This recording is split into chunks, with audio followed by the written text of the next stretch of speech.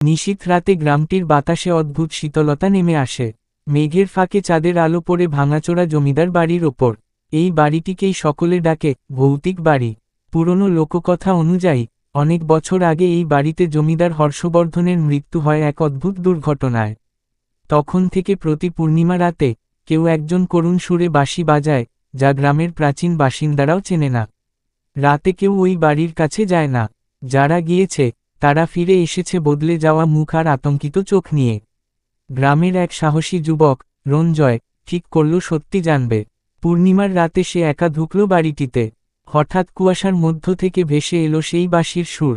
ঠান্ডা বাতাসে কাঁপতে কাঁপতে রঞ্জয় দেখল এক সাদা কাপড় পরা ছায়া তার দিকে তাকিয়ে আছে। পরদিন সকালে রঞ্জয়কে মাঠের পাশে অজ্ঞান অবস্থায় পাওয়া গেল।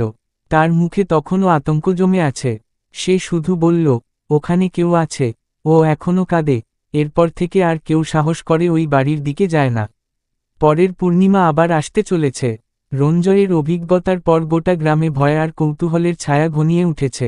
কিন্তু এবার একজন নতুন আগন্তুক এল, তন্ত্রসাধক কালভৈরব। শুনে এসেছেন জমিদার বাড়ির রহস্য এবং প্রতিজ্ঞা করেছেন আত্মাকে মুক্তি দেবেন। পূর্ণিমার আগের দিন রাতে কালভৈরব পৌঁছালেন জমিদার বাড়িতে। তিনি শুরু করলেন তার তন্ত্রসাধনা। চারদিকে ছড়িয়ে পড়ল ধূপ ও মন্ত্রের গন্ধ। রাত গভীর হতেই আবার সেই বাঁশির করুণ সুর ভেসে এলো। বাতাস ভারী হয়ে উঠল, আর হঠাৎ এক শীতল ছায়া ধীরে ধীরে ভেসে এল তার সামনে।